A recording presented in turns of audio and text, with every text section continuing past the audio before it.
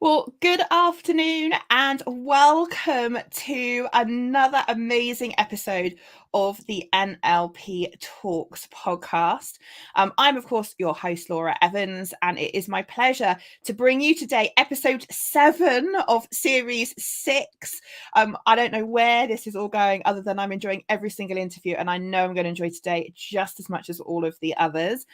If you are joining us live or on the replay, please do say hello in the comments, whether you're watching in the NLP Talks podcast group or you are watching live on YouTube. It's always lovely to know who's been here with us. So please do feel free to drop us a comment as we go through this live interview. If you're a regular watcher of the podcast episode, you'll know that these interviews are all what I call fireside chats. So you basically get the opportunity to listen in as I interview my guests ready for the proper formal release in a few weeks' time. So you get the pre-release, as we call it, by being here with us on this recording. So I'm really excited to welcome today's guest, who's Laura Bryan. Hello, Laura. Hello, thank you for having me. Oh, thank you so much for coming. I'm so excited because I'm going to learn a lot today. I absolutely know it. So I'm treating this as an educational opportunity for me as much as it is an educational opportunity for everybody else that's going to be listening to this podcast episode, either now live with us or on the official release.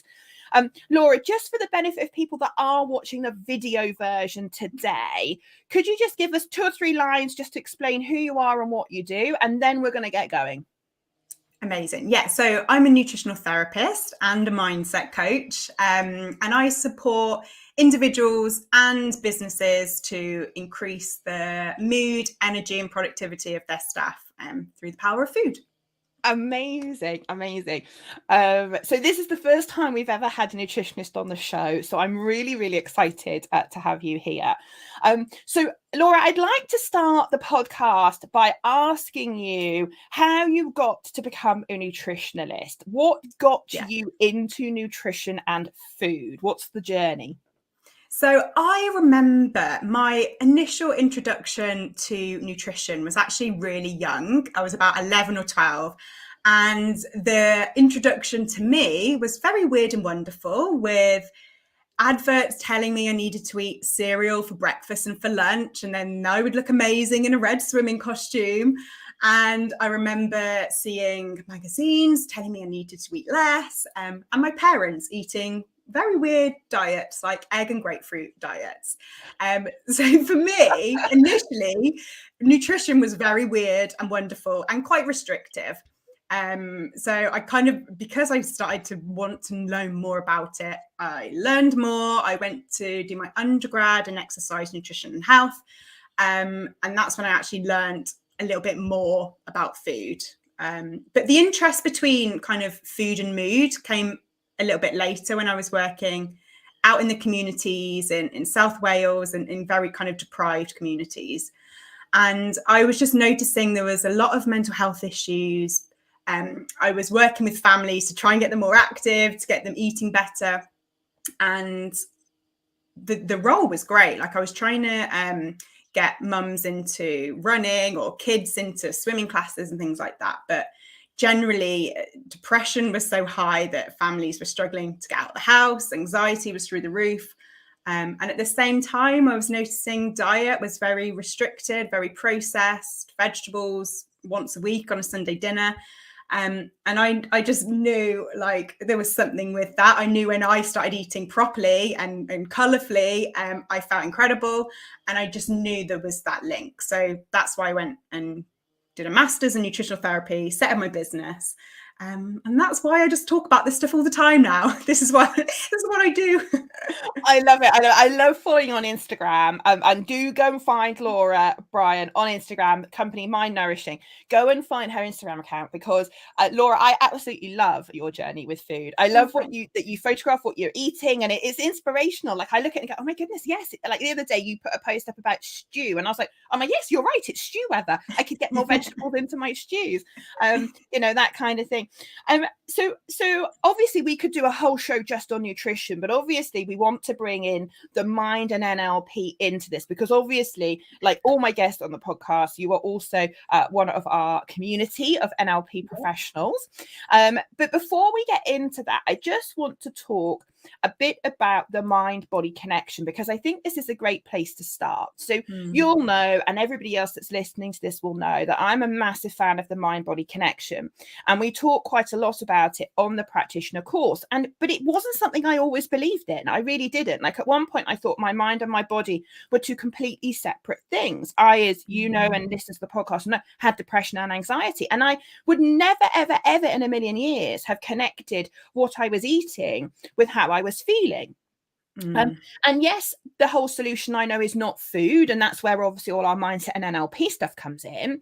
But I never would have at that point ever stopped to think that what I was eating was having an impact on my mood. And it wasn't really, if I'm honest, until I met you that I started to think, oh my goodness, actually maybe there is another element to this, which is actually, what am I eating? And it's funny because when I train, so obviously, as you know, and a lot of our students know, so I'll train up to 11 days straight. And I very, very early on in my training career, so years ago now, learned that once I've done 11 days of training, I have to fill my body with nutrition. And I learned very quickly to know that in those 2 or 3 days after I train, I have to eat good quality protein. I have to eat good quality vegetables, and I feel better for it. And it's a way of getting my energy levels back up. And I accidentally discovered that. So I want to know, Laura, from your perspective, obviously I know the NLP and the mindset side of this, but from your perspective, talk to us, educate me and educate our listeners about the mind-body connection from your perspective. Definitely. And I think it's, first of all, so incredible that you've recognized that link now, because I think that's something that I'm always worried about, is that people don't associate it, and they're just kind of missing out on this huge element of our life that we eat 3-5 times a day. They're missing out this opportunity. But I guess for me, what I always like to share when I kind of present around how food affects your mood, or if I'm working with a client who has depression, is that our gut and our brain are 100% interlinked. We know that they're interlinked between the vagus nerve. And what we know is that this kind of connection between our gut and our brain, like old me would have thought, oh, it must be all of the messages going from the brain down, because our brain is what rules our body, right? So for me, it was kind of mind-blowing when I realized that, or learned that 80% of the messages go from our gut upwards. Really? So our gut, so our gut is termed as like our second brain now. And we know that it's pretty chatty, like it's constantly telling our brain what's going on.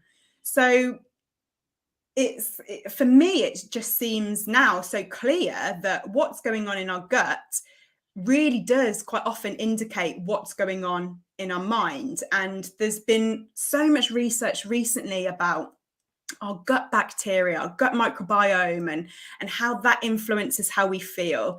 And even the fact that over 90% of serotonin, our happy hormone, is created in the gut, just makes me feel, that high. Wow. Yeah. And it does have obviously different roles. It's used a lot with the motility of your gut and kind of digesting, but just the fact that there are some of these kind of neurotransmitters in our gut, like dopamine, that kind of motivation, reward feeling, and GABA, which is that lovely calm feeling, they're created by the bacteria in our gut. So obviously our gut is influenced by what we eat. So there's just all of this like spider web of like how things interlink.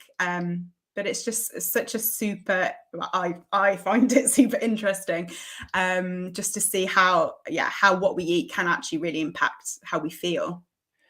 And I love the fact that, like, obviously I've followed you on Instagram for a long time now, and I love the fact that you're always learning. Like, I always see you going off to conferences, which are quite high profile conferences, with medical professionals, really starting to change. I mean, in the time you've been in nutrition, have you seen a shift in how people talk about food and mood? Because to me, it looks like the world of medicine is starting to change, which, as as an NLP, I'm hugely excited about, because people, I think, have treated the body too mechanically in the past, if I can say that. And actually, I love the fact that medicine and medics and science now is starting to go, actually, maybe it isn't just a mechanical body that we have. And actually, there's this other stuff, if we call it, like the vagus nerve. People talk a lot about the vagus nerve. Maybe you can tell us a bit more about that, because maybe some listeners of the podcast don't know much about that. But that's very recent, isn't it, in terms of nutrition and things like that? So have you seen a shift in how people are talking about food and mood? And that's what I kind of love, but it's also what's kind of can be so frustrating, is that it is so fast paced now, how much we're learning about the gut microbiome and how it kind of works, that what I learned kind of 4 years ago at uni is constantly out of date as we learn more and more things, which is why obviously I find it so important to continue to kind of keep learning as we go through. But definitely, I think we used to think very much like it's a one size fits all, and we should tell everybody to eat this and this will be how it impacts it. But obviously now, like, I was laughing at a workshop I did recently, because it felt like for every answer, I was pretty much being like, well, it kind of depends. And like, it depends on your genetics and like how you were born. Were you a natural birth or were you C-section? And it depends on kind of your ancestors and what your, and it can get so confusing. Obviously, I don't like to confuse people all of the time, but sometimes it is just incredible that actually now we know that with nutrition, there isn't like, you've almost got to be a study for one. Like, you don't know how food will impact you, and it probably will impact you very differently from someone who you're sat next to at work. So it is so interesting. And I think that's why it's so important that people have a lot of personalized kind of support when they want to make changes. Yeah, no, sure. So I've heard you write and talk previously about the brain gut axis and connection. So is this pretty much what you've just been talking about, or is that a little bit different? Yeah, so I think that the gut brain axis is kind of like an element of that, like, body brain connection. Like, we know that someone's gut environment can impact how they feel. So, for example, someone with depression tends to have much less diverse gut bacteria, whereas someone who lives in a blue zone, who lives really long, who's really happy, who kind of has a really fulfilled life, have a really diverse gut bacteria. So we know that how our gut presents can impact how we feel. But obviously, I don't think it, well, I know it's not the only thing in the factor. I definitely, I'm also really interested in kind of working on mindset, because often if I'm working with someone who's really stressed, that impacts their gut. So I think it's all really interlinked. We really have to work on someone's mindset and nutrition, or it might even just be that we need to work on someone's lifestyle around sleep. So yeah, I think there's so many different things, but I think for me, obviously my main interest is that gut brain connection and not optimizing that as much as possible. Yeah, no, absolutely. Oh my God, I'm learning all much already, and we're so just short into this episode. I'm like, oh my goodness, there's all this other stuff I need to know. So before we start, because I want to get into this whole more mind thing, obviously, because we're on the NLP Talks podcast. But just before we do, again, I saw you, and I'm sorry, it feels like I've stalked you on Instagram. But you know, but honestly, I learn from all the stuff that you share. I heard you go to an event and you put a post out about psychobiotics. Yeah. And I was like, oh my goodness, what on earth is that? Because obviously we all know about antibiotics and the fact that they're overused and, you know, all of those things. But there was then this idea of the psychology of food. And anyway, explain to me and everybody else, what on earth is psychobiotics?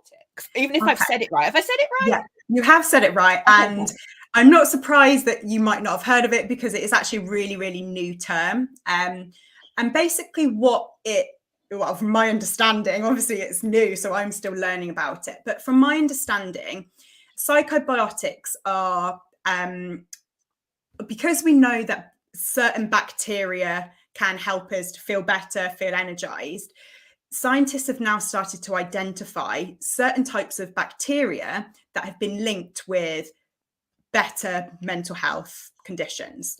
So the idea is now, moving forward, that we can use these very specific strains with individuals who are struggling with mental health issues, and use them as an intervention to support that kind of gut-brain axis so that they feel better mentally. So it would be like a type of probiotic where you're putting in bacteria, but you're specifically chucking in all of those bacteria that have loads of research behind them to actually improve your mood. So who knows how we don't 100% yet really know how it works. There's obviously lots of different ways it can, but it's, yeah, really, really interesting. I'm like, oh my goodness. So that's just like a whole blown my mind, because that's like talking about not only what you eat and how that affects your mood, but also the bacteria. I mean, you know, it's like all these bacteria living in my gut, and I'm like, oh, I'm a bit creeped out by that, Laura, if I'm honest. Yeah. You know, but that's impacting how I'm feeling and all of that stuff. You know, and it totally makes sense if I think about some of the health challenges I've had over the years. Like, you can totally see how, you know, your gut has that impact. So anyway, listen, I can ask you about all these wonderful things I know you know all day, but I want to you know, kind of move on to start to talk about that kind of where you see the mindset stuff and nutrition kind of overlapping. So you started to talk just now about, you know, how, for example, stress is impacting on people's health and all of those things. So with your obviously vast nutrition training, and then obviously you've been doing your mindset training and NLP training with me, and you've started that journey with me, I'm just wondering, like, how do you see mindset and the mind and health in people's body? Like, how do you see that mind-body connection really playing through when you start to then bring in the mindset element? Yeah, well, I think for me, what really attracted me to kind of the extra training with you is that I was just noticing time and time again that I was, and this is always the way, you can't just give someone information and then click your fingers and they do it and it's all great. So for me, I wanted to have more of an impact with the people I worked with, whether it was one-on-ones or in companies. And I knew there was a missing piece of the puzzle. Like, I'd learned about rapport myself, and like I knew there was like certain bits, but I knew for me there must be a better way to kind of motivate people, get people to change their habits, get people to change how they see the world around them. And for me, that's the kind of the element that NLP filled. And I think I've always been super interested in terms of how the brain worked. And now it's just, I'm just so grateful that now I understand a very little bit more, but enough more now to pass that on to other people and just, I think, just get people to start thinking about things in a different way, and maybe challenging some of these language not issues, but I laugh now, but when a client says to me, oh, like, yeah, I'll try that. I'm like, oh, try? Or are you going like, and it's just these little things that I know now that I'm 100% helping my clients more, because I'm picking them up on some of the things that they're unintentionally doing that are holding them back. So I think that's how it's kind of linking so well. I love it. I love it. And of course, if you've listened to a podcast previously, you'll have heard us talk all about language and the word try. So this is one of the things we start to introduce at the NLP practitioner course level when people come is like the clients give you clues in how they talk to you. So, you know, just to kind of just explain that a little bit more. So in NLP, we talk about what comes out of people's mouths is the surface level structure of language. And it's the tail end of the deep processing that goes on at the unconscious level. And so the client always gives you the clues because they always come out in their language. And when you're trained in NLP, you know, and you start to learn about language, like Laura was just saying, we talk about the word try. try to the unconscious mind implies the possibility of failure. And so when a client is saying to Laura, well, I'll try, what they're actually saying is, well, there's a possibility. I mean, it might happen, but actually probably won't happen. And now Laura is able to pick that up in her coaching, with her nutrition, with her one-to-one clients, which is just, it was just amazing.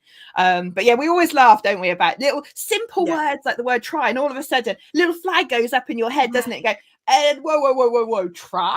You notice yourself doing it as well, and I think that's also been powerful. Like I'll start to say something like, oh yeah, I'll try, or I should. I'm like, no, like be clear, Laura, with your communication to yourself. So yeah, it's been really helpful in terms of my own shift, but then the shift of those I support as well. Yeah. So let's talk a bit about you, and we'll obviously come back to all of the stuff you do in your nutrition business, but just talk about you for a moment. So because at the moment, at the point of recording this episode, you've done your certified NLP practitioner course with me. You're in a couple of weeks' time going to come back and join me for the coach course, and then next year you're coming back to do masters. So you're going to do the whole program, which is brilliant. So having done 7 days with me in Cardiff, and of course the pre-course study, let's not forget that, and the knowledge there, I'm just wondering, like, what are the differences you've noticed in yourself as a result of the training that you've done so far? Yeah, so I think like I like to dive into things a little bit, and kind of before the NLP, I'd done a lot about like around self-development, read loads of books, listened to endless podcasts, and you start to kind of think, oh, maybe I'm all right. Like, well, I was like, yeah, maybe I've like sorted out this mindset stuff. And then I quickly realized from doing some of the kind of processes and things like that in the practitioner course, like how actually I am still being really, really held back by some limiting beliefs. And for me, I think one of the main ones was I'm not worthy and I'm not good enough. And things that I kind of knew, like I knew I had in the past, but surely I've got past that now. And it was quite evident that I hadn't. And I did really notice like a shift after that, and again, it's not like I woke up every morning and thought, oh, I don't feel like have that limiting belief anymore. It was more of the fact that a couple of months after, I started being like, oh, I hadn't really felt like I've got imposter syndrome for ages. And like, oh, I hadn't like kind of worried much about my worth in terms of when I'm talking about prices. Like it just feels so natural. So I think for me, like getting rid of some of those limiting beliefs that I didn't think were much of an issue, but they actually really were. So that has been incredible. And also I think about, like, obviously I talk a lot about a kind of professional basis in terms of limiting beliefs, but also personally as well. I remember the whole, like, I am like not worthy kind of belief. Like I just always felt like, oh, like, do I look good enough? I'm like, I don't look good enough. And all of that really, really personal thing that can get you down. And I've just recently gone on holiday, and it's just incredible just to be like, don't care. Like, I'm just me. This is just like, this is how I am. Like, and that has been really lovely as well. Yes. Oh my goodness. Like, and I don't think any of us should ever underplay just what a difference that makes to your quality of life, and your ability to have joy in your life, because you've just come back from the most beautiful holiday, which I'm going to go and find that hotel, and the most beautiful holiday, but but a lot of people are quite self-conscious, aren't they, about their body and about who they are when they're on holiday. And actually just to go on holiday and not to give it a second thought, and just enjoy the time with your lovely husband, and doing all the wonderful things that you did, and just be you. And I know it sounds very simple to say that, but so many of us have this internal dialogue, don't we, that just does overtime, and we're so critical of ourselves, and I'm not good enough because I don't look how I should look, or I don't eat how I should look.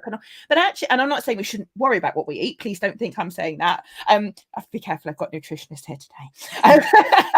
But no, and you're lovely, and I know you wouldn't take it like that, but I think it's true though, isn't it? Like, we mentally beat ourselves up, and to actually be good in your own skin, like, that's amazing. Yeah.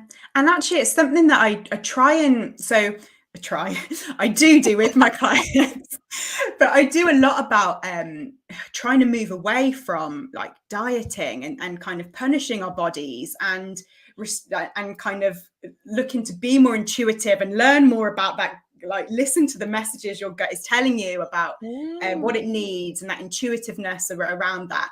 And it's quite interesting because I've done a lot around kind of like body confidence in myself and kind of overcoming loads of things. But there was obviously something still really embedded that I hadn't realized until kind of unlocking some of these limiting beliefs. So yeah, so it's been really, really powerful. Yeah. No, I think so. And I think it's like there's a whole like this. I mean, we could do a whole other podcast on the gut and the unconscious mind. But Yeah. like who's to say that your gut isn't your unconscious mind, or your gut isn't at least part of your unconscious mind? Because where do these internal thoughts, when I say people trust yourself, trust your instinct, these are all the things that we have. Like, where actually is it? And of course, we don't actually categorically really even know. So it could possibly be, some people will say, well, it's the heart intelligence. Some people will say, well, it's the gut intelligence. What we do know is that it's not all up in here in our brains.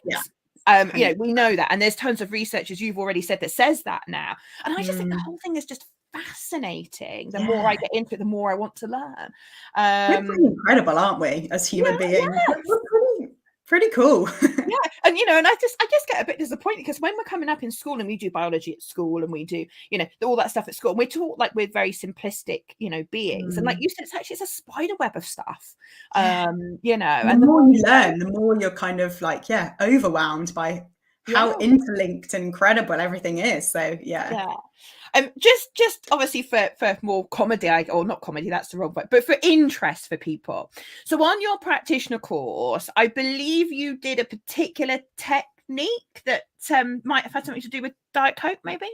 So I did a like to dislike with you, which was very funny. And I remember kind of like, because I brought in a can of Coke, and I'm not someone who drinks it all the time, but it's one of those things that I enjoy and have now and then. And I remember I brought a can in, and I had my final sip, and you were like, right, make sure it's not in, like, get rid of the taste, like swill out your mouth with water.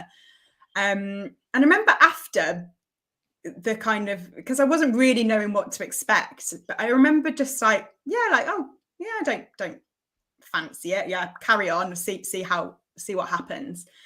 But the time when it really, really struck me was I was shopping with my sister, and we were walking along Cardiff High Street, and they were giving out free Diet Cokes. And I am such a freebie lover. Like, I am, if there's any kind of something being offered on a plate that's free, I am 100% there and trying it. And I was just like, oh, no thanks. And like, for me, then I was like, wow, that really, like, I haven't had it since. And like, I really didn't even want it when it was free. So that was just really, really interesting for me. I love it. Didn't even want it when it's free. Yeah, that's a big thing. Oh, dear. And have you had any Diet Coke since? Are you still off it? No, I haven't I haven't consciously made that decision, but just never. I think that's the thing, isn't it? You don't, it's not about consciously doing it. It's about unconsciously kind of being like, nah, I think I'm all right, thanks. Yeah. And I think that's the powerful thing, isn't it? I always say to people, one of the great things I love about NLP is, unlike other methodologies that are out there, you don't have to constantly remind yourself not to have your Diet Coke. It just happens at an unconscious level, because obviously we know that pretty much the majority of our behavior is unconscious, and so therefore it's not about having a little message on repeat in your head, like a little answer phone message going, stay away from the Coke, stay away from the Coke, stay away from the Coke. Like, that's not what it's about. It's about, your behavior has changed. Your unconscious programs and patterns have changed. And I guess you must see that a lot in your work, because I know, from the research I've done. So I used to work in food retail. So I know quite a bit about how people shop unconsciously. We eat unconsciously, and all of those things. So I guess that there's quite probably a fascination for you between the unconscious patterns and programs that we run and the impact that has on behavior, because behavior is part of the jigsaw puzzle that you're using in your one-to-one and corporate work, I guess. And I think that's why I always like to work with people for a little bit of time, because initially, like when we're trying to change like conscious behavior, it's hard, and like it goes against the grain and it feels a little bit clunky and weird. And obviously I'm still in early days of kind of integrating NLP, but obviously I have time on my side now, in terms of that I work with people for a long amount of time, so I can help them rebuild and kind of create those new neural pathways and create those new behaviors. But now I've got this like other bit of like pizzazz to like sprinkle in that says like, right, let's use some of these NLP techniques as well to make it even easier for you. So yeah, I'm really like I'm really excited, I think, to do the NLP coaching with you, because although I've started to integrate it, I think that would just be next level for me to just start really combining it in my own head and my own business as well. Yeah, absolutely. And a lot of people say that when they come back on the certified coach course, that's where everything starts to fall into place. Yeah. So yes, I'm super excited to share that all with you in a few weeks' time. Just want to talk. So you mentioned there about working one-to-one with people over a period of time. And I know you have two parts of your business. And I kind of want to talk a little bit about both of them, if that's okay. So we'll talk a bit about your corporate work in a minute. Mm-hmm. But in terms of your one-to-one clients, I know you see people on a one-to-one basis, and like you say, do your nutritional coaching and mindset coaching around that. So I'm just wondering, like with the NLP training you've already done, are there maybe a couple of case studies that you could share with us that just show, because I'm just conscious, a lot of people that think about doing our NLP courses are often like, yeah, but Laura, how would I integrate NLP into what I already do? And you've already alluded to how you're doing that. But I'm just wondering, are there a couple of actual kind of case studies that you're able or willing to share about how you've been using your NLP with your one-to-one clients? Yeah, definitely. So one of my clients, she started to make some really, really big changes. But it was quite interesting. Through the conversation, she started saying how she always felt like she had to just kind of go above and beyond, and actually like maybe she's not worthy of that kind of body that she wants and losing the weight. So obviously with my new knowledge, we kind of I really, really wanted to kind of work on some of these limiting beliefs. So we did one around I'm not good enough. And at the end of it, again, kind of picking up on that visual cues and things like that, she was like, yeah, I feel better, but I knew that wasn't probably the big shift. So I kind of pressed for something else, and we went into I am not worthy. And I could just tell, like, and it's so amazing when you see it, but I could just see her, like her shoulders dropping. And as we were going through, kind of like, she like near the end, she just got quite emotional, because she just felt that shift of when she released everything that kind of she was holding on to in terms of she's not worthy and like of losing this weight, and feeling like she always has to be 110% at everything. So for me, that was just incredible, because I know myself, I'd felt that shift, but seeing it and also doing it online, which was another element of difference, that like I was worried a little bit that it might lose its power, but kind of seeing the impact it had on her, and that kind of the change in her physiology was really amazing in that particular client. Oh my goodness. And like we talk, don't we, about the power of belief, and how whatever it is you believe to be true will become true, because that's how you're acting. And just to think that, you know, you were able to do that. I'm just curious, for those people that have never done NLP, Laura, when you say that you helped to get rid of that limiting belief that she wasn't worthy, like how long did that actually take you to do to help her?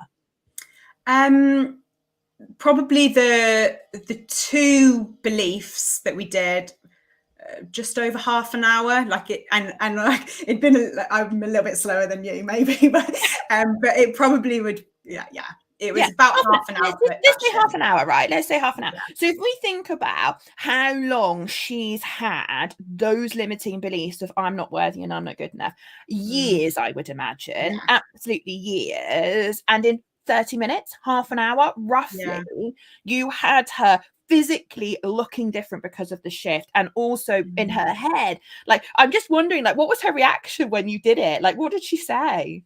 Wow, she was crying initially, and she was just like, she? I just really felt a shift.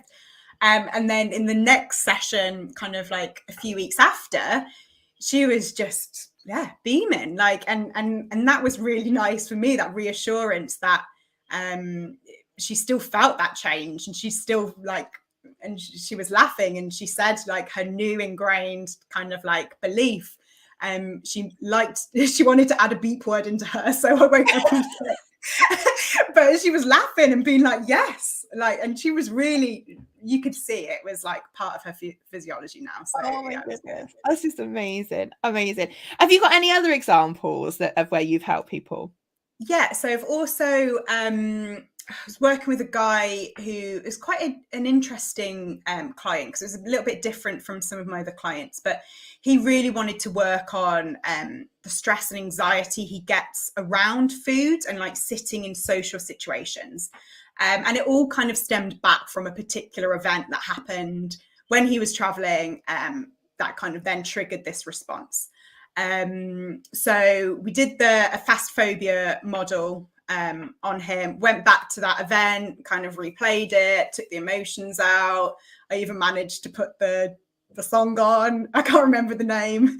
Yes, well, those of you trained in NLP with me will know what that song is. I'm not going to name it because I probably can't for copyright reasons. But we all know, those of us that have been trained know what that song is that we use in that process. Yes. And then so before, it used to worrying him for like, well, when he first started working with me, he had a wedding in like 3 months' time that he was like really, really stressed about.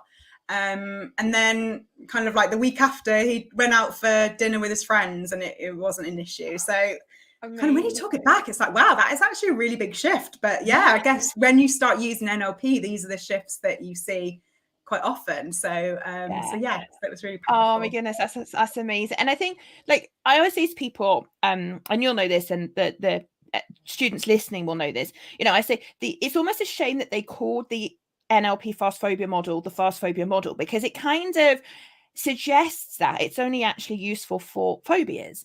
And actually, you have to get behind the skin of the title of the technique to really understand its value. You know, and for those of you listening to the podcast episode, you know, what we're talking about here that Laura's just mentioned is obviously a specific event from the past that was playing on her client's mind. And that memory, if you like, that constantly is on repeat in his head every time he goes into those social situations, that's going to make him anxious. That's going to make him stressed, because he's going to be worried about whatever it is that happened back then might happen again. And so what we're doing is we're taking an event that's happened in the past that's causing that client a level of discomfort, and we go back and we run the movie in a very, very specific way. It's very comfortable, it's very easy, and children are great at it, adults are great at it, but we run it in a very specific way to rub the kinesthetics, the negative emotions, off the memory. So delete the memory is still there. It's just that it doesn't trouble the client in the same way. It basically just becomes a memory like every other memory in the memory bank. It doesn't get treated any differently, to the point that it would make them anxious moving forward. And it is, you know, I use the fast phobia model a lot in my business coaching, and I never thought I would. But actually, like you've just said, Laura, it's just so good for when anybody's got a memory from the past that's causing them a problem. I'm with you. First thing I think of, fast phobia model, run that movie, get the negative emotions off it, and then you're away. And but that's life-changing for him, isn't it? Like, how many times does he end up in social settings where that was causing him a problem, and now he can have confidence that he's going to be fine? Definitely. And it was so nice because it was like a bit of a last resort. He'd done years of like different like therapies and things like that, and it was more like, oh well, I'll see if food can have a difference. And it was just so nice that obviously I worked on his nutrition and supported him in that way, and his gut health, which we now know links with mood, but just to also add that other element in was just like, I hope it was an added bonus. And he gave me a lovely testimonial, so I think he agreed, which was nice. Yes, I love it.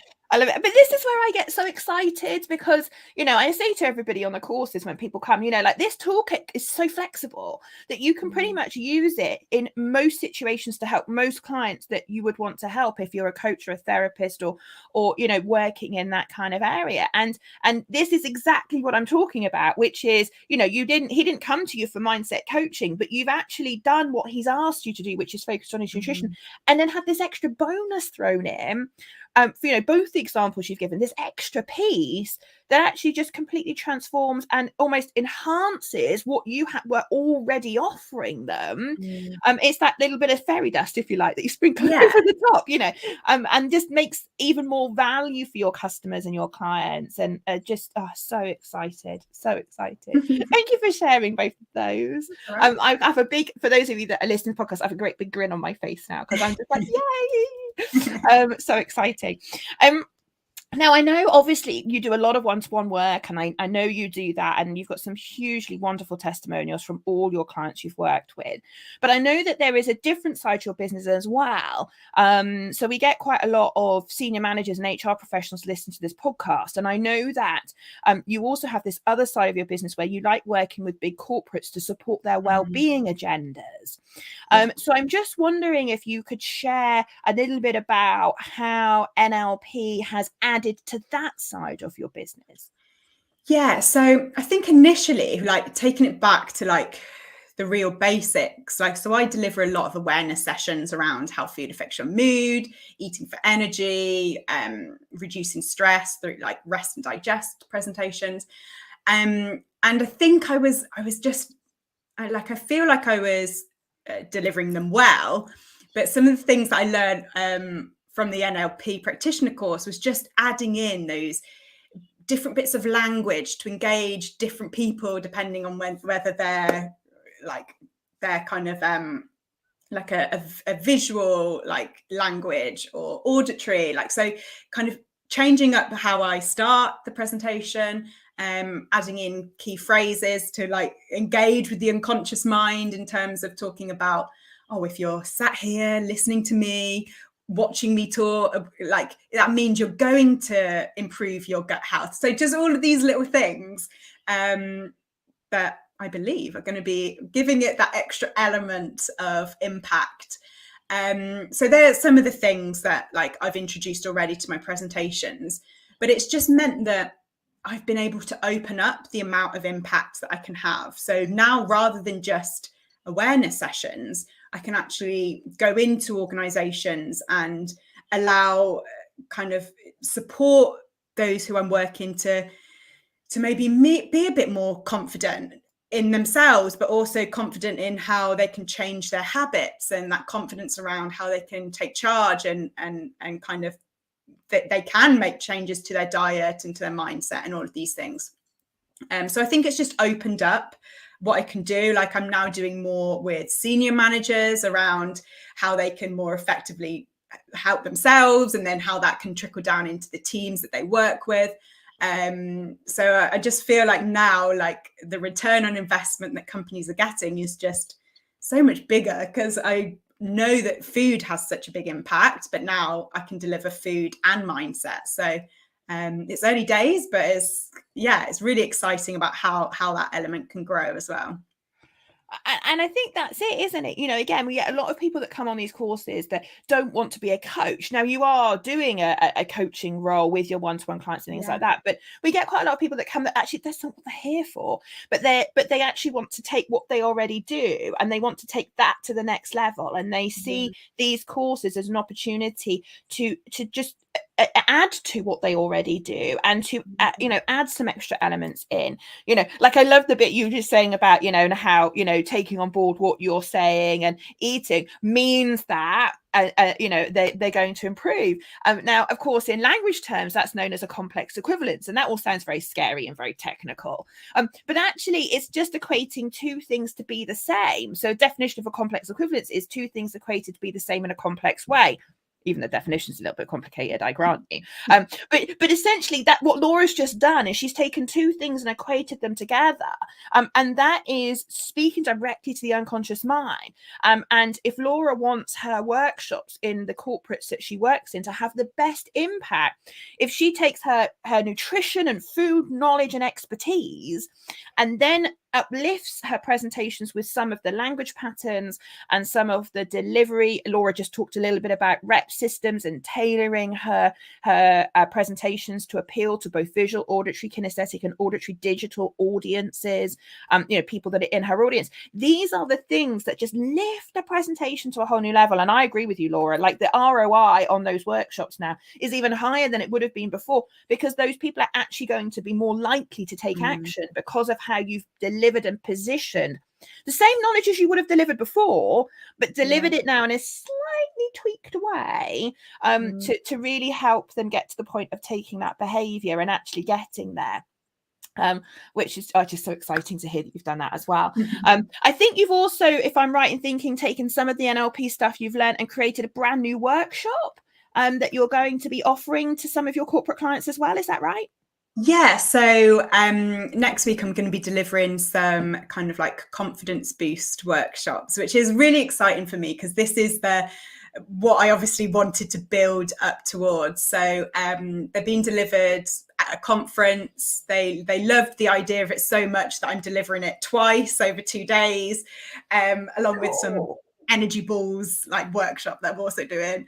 But for me, I'm just super excited to start doing some of these techniques with groups. So going to obviously I'm going to do around kind of like anchoring, so using the confidence circles, getting people up. They were really, really keen for it to be interactive. So it's just going to be nice getting people out of their chairs, like going through some of these processes in a really short amount of time. I know that that's going to have a really big impact. So I'm excited to run that.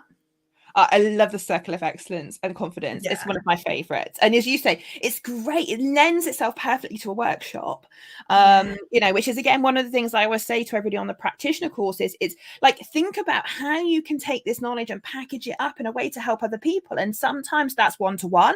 Sometimes that's groups and workshops. And actually, you have the knowledge to be able to do both. So yeah, super excited. I can't wait when you come back in a few weeks to hear how that went. I should be asking you. I'll be like, Laura, how did your workshop go? It's just brilliant. I'm so I can't tell you how proud I am and how excited I am for all of your corporate customers in their well-being agendas and the one-to-one clients that you work with.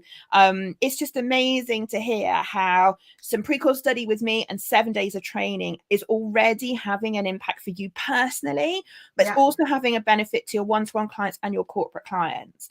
That's just phenomenal. Absolutely phenomenal.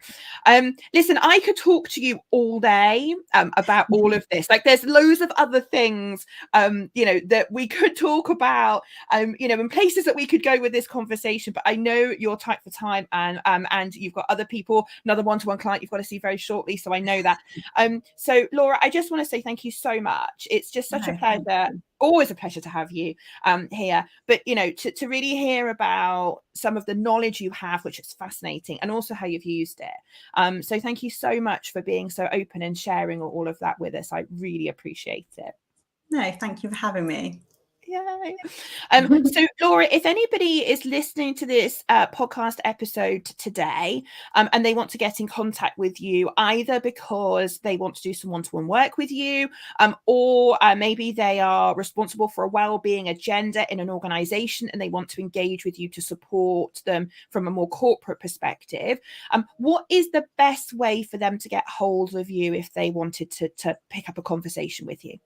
Yeah, so I would just go to my website, which is mindnourishing.com, and you can book a free 20-minute discovery call easily through there, or LinkedIn. If it's more of a kind of HR corporate, just find me, Laura Bryan, on LinkedIn, and just send me a message there. It's probably the easiest.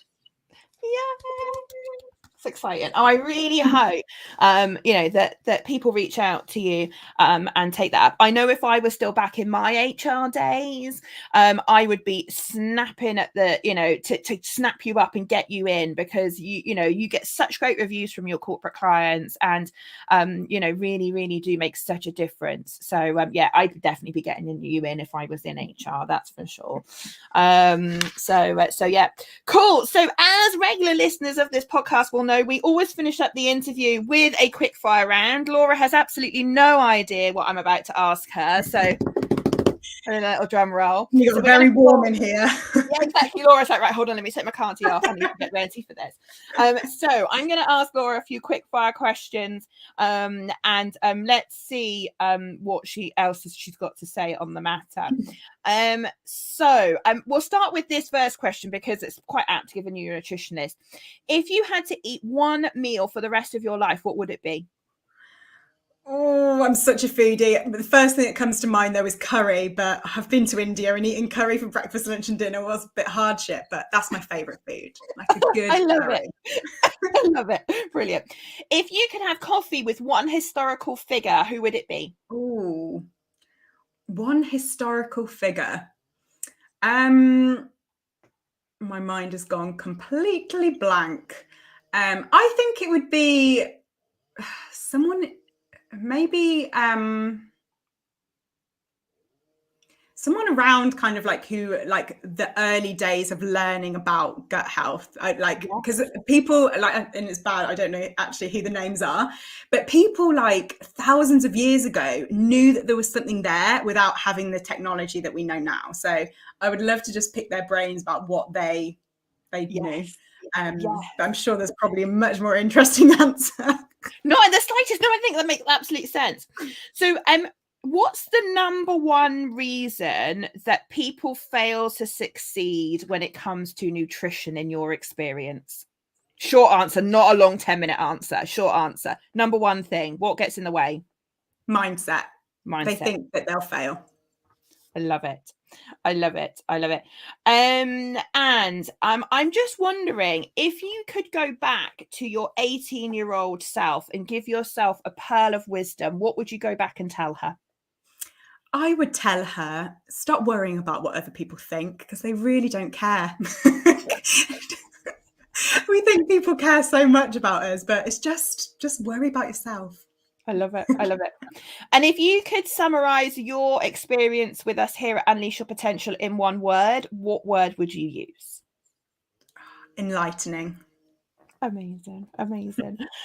Laura, thank you so much again for your time today. I really appreciate your pearls of wisdom and knowledge, and I know loads of people are going to enjoy that. We've had Phil Hanlon here with us today on the live feed, and he said he's picked up so much. So thank you, Phil, for being here. And it's great to hear that you are getting so much from all of this. If you are interested in hearing more about NLP, and maybe you're interested in working NLP into your existing business or into your existing role that you're doing, then do get in touch and let's have a chat and let's find out how NLP might be able to better support you in what you do to help other people. You can, of course, go and check out our website, unleashyourpotential.org.uk, where you'll find out all about the NLP practitioner course, which we're delivering both live in Cardiff and online now. So wherever you're listening to this podcast around the world, you can come and train with me in NLP and start to learn some of the things that Laura has been talking about today. So thank you, Laura. Thank you to our amazing listeners that have listened to this episode. And I'm going to be back very soon with the 8th and possibly final episode of Series 6. So stay tuned for that. Take care, everyone.